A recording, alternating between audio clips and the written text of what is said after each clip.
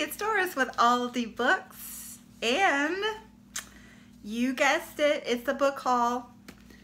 I know you thought that I was going to be good and not get any more books this year so that I could meet my goals.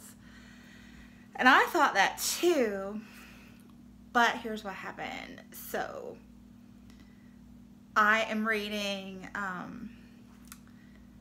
books from Japan and or Korea in January for my little themed reading month of 2019.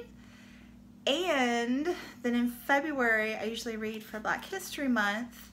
And there were several titles I was interested in getting for the Harlem Renaissance because Sean and I just finished the Zora Neale Hurston biography, Wrapped in Rainbows, and we're really excited about that. So I had all these lists of books, and since they were backlisted, I thought that I could maybe get some of them secondhand. But I need to get them because especially the Japanese and Korean ones I need for January. So I wanted to go ahead and do that. And Gabriel and I had 3 huge bags of books to exchange at our big used bookstore, McKay's. So of course they were burning a hole in my closet. So we got out of school and we went to the used bookstore. And I was going to pretend it didn't happen until January, but it's just so much fun. I thought, let's really challenge ourselves. So I did an inventory, and I currently have 238 books on my TBR shelf, my physical TBR shelf, not counting this McKay's haul. And then I went back to January of last year in my bullet journal, and I started the year at 232. For some reason, I had 226 in my head for half this year, but no, it was 232. So I was only 6 books away from making my goal. 6 books. I can totally do that between now and December 31st. But you know, let's challenge ourselves. So I'm gonna go ahead and admit it to you. I have 7 more books here. So 7 and 6 is 13. That's not even a lucky number. I have 13 books. I need to read 13 books between now and December 31st. So that's 9 days to read 13 books. Can I do it? We'll see. Okay, so let me just tell you about these books today. These are the ones I picked up at the used bookstore last week. I have Ta-Nehisi Coates' Between the World and Me. I have been wanting to read this since I got on BookTube. It was all the rage. And then I ended up reading We Were 8 Years in Power last year, and it was so excellent. Ta-Nehisi Coates is really, really intelligent read. So this one is just a small little book written to his son about being Black in America, and it won the National Book Award a couple years ago, I guess. But yeah, very excited to have that one. And then, like I said, we're interested. I'm very much interested in the Harlem Renaissance now. So I found one of those famous classic pieces, Quicksand by Nella Larson. This is a woman who's mixed race and a white mother and a Black father, and she's just writing about the complexities of finding her place in the world. So got that one to read in February, or maybe in December because it's pretty short. Okay, and then I found The World According to Garp by John Irving.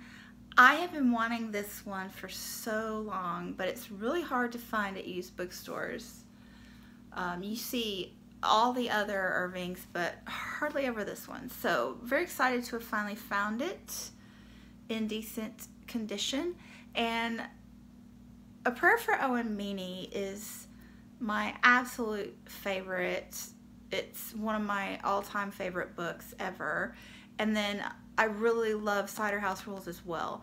I haven't read any other Irving because I love A Prayer for Owen Meany so much, and I just don't want to read any of his mediocre works because I just don't want to.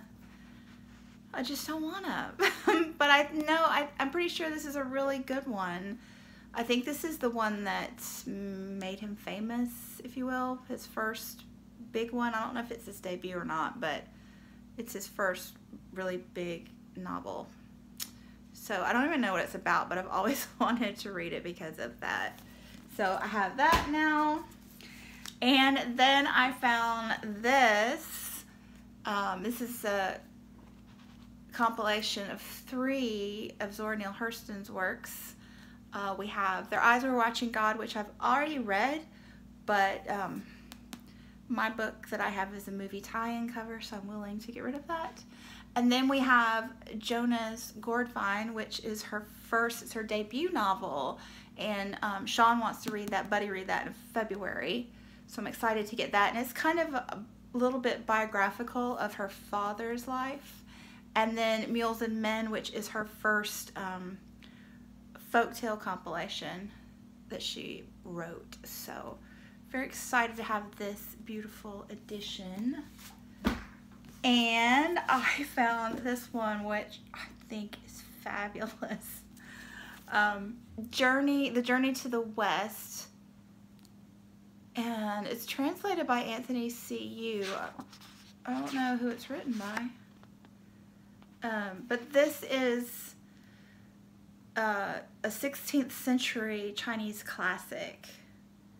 And that cover is just too much.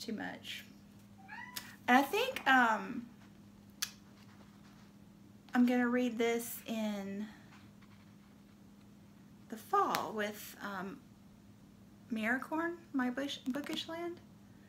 So she was excited when I told her I was excited that I found it. Yeah, and then I have The Silence of the Girls by Pat Barker. This one and the next one I spent quite a bit on, pretty close to what I could get them new. But since I had so much credit, I felt good about that because, you know, I wasn't paying for them out of my pocket exactly, if you know what I mean. So yeah, this one, from what I know, is a retelling of the Trojan War story from the Iliad, but from the women's perspective. So I think that'll be a good read. And then last but certainly not least, I've been wanting this one for a long time too, all year actually. A Place for Us by Fatima Farine Mirza. This one has been getting rave reviews on BookTube all year. It was shortlisted for the Reading Women Prize and some others, I think. I think it's a contemporary and Indian family, and the son has been, the brother has been estranged from the family and is invited back for a wedding. So that's all I know about that at the moment. But yeah, there you go, my 7. I should make a thumbnail. My 7 great new to me books. And probably the last new books of 2018. Unless my sister gets me any for Christmas. Oops, that could be scary. Yay! Can I do it? I don't know. Stay tuned. Thanks for watching, and I'll be back soon. Bye.